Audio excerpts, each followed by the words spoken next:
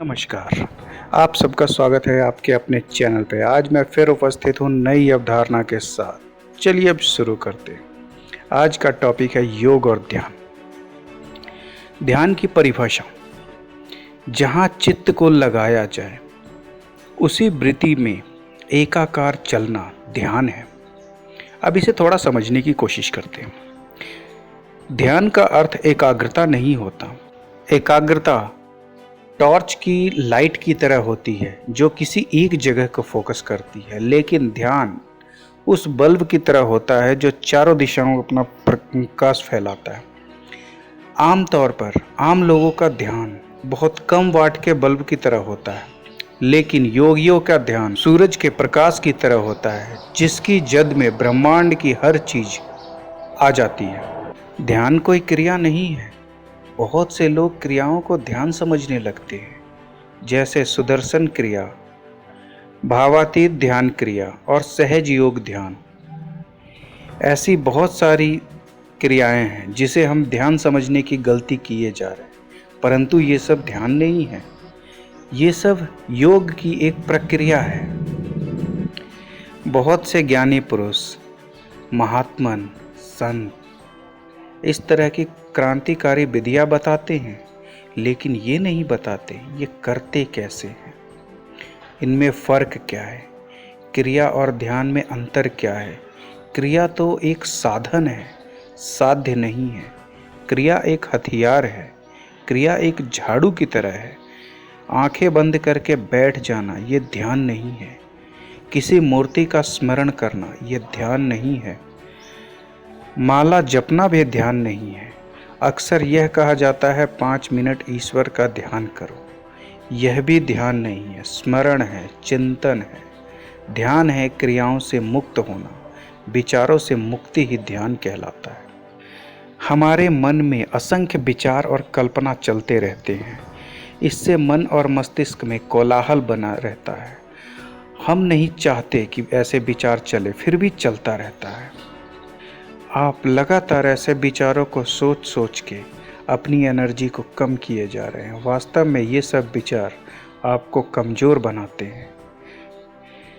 ध्यान अनावश्यक कल्पना व विचारों को मन से हटाकर शुद्ध और निर्मल बनाता है। ध्यान जैसे जैसे गहराता है, व्यक्ति साक्षी भाव में स्थित होने लगता है। उस पर किसी भी भाव, कल्पना और विचारों का क्षण मात्र भी प्रभाव नहीं पड़ता। मन और मस्तिष्क का मौन हो जाना, विचार का शून्य में चले जाना ध्यान का प्राथमिक स्वरूप है। विचार, कल्पना और अतीत के सुख दुख में जीना ध्यान के विरुद्ध है। ध्यान में इंद्रियां मन के साथ, मन बुद्धि के साथ और बुद्धि अपने स्वरूप आत्मा में लीन होने लगती है। जिन्हें साक्षी या दृष्टा भाव समझ में नहीं आता, उन्हें शुरू में ध्यान का अभ्यास आंख बंद करके करना चाहिए। फिर अभ्यास बढ़ जाने पे आंखें बंद हो या खुली, साधक अपने स्वरूप में जुड़ा रहता है। अतः वो साक्षी भाव में स्थित होकर भी किसी काम को करते हुए भी ध्यान की अवस्था में रह सकता है। आपको यह जानकर हैरानी होगी कि जितने भी योग आसन हैं वे सब ध्यान की स्थितियों में आकस्मिक रूप में उपलब्ध हुए हैं। उन्हें किसी ने बैठकर सोचकर निर्मित नहीं किया। वो तो ध्यान की स्थिति में शरीर ने वैसी स्थितियां ले ली है और तब पता चला है कि ये स्थितियां हैं जिसमें हमारा मन स्थित होता है और उसे हम योग आसन करते हैं। इन स्थितियों में रहने से हमारा मन एक दशा में चला जाता है और शरीर वैसा ही अनुसरण करने लगता है।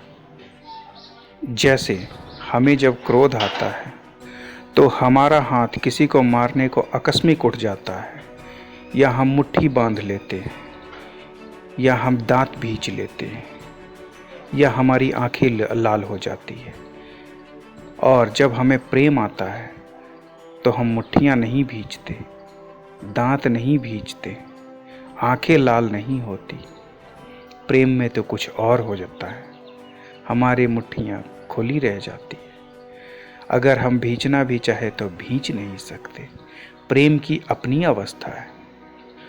उसी तरह ध्यान की प्रत्येक स्थिति में शरीर की अपनी अवस्था है। आज के लिए बस इतना ही। आगे की बात अगले वीडियो में करेंगे। आपने अपना कीमती समय दिया, इसके लिए बहुत बहुत धन्यवाद। आप सब सज्जनों को मेरा विचार कैसा लगा मुझे कमेंट बॉक्स में लिख के भेज सकते हैं। धन्यवाद।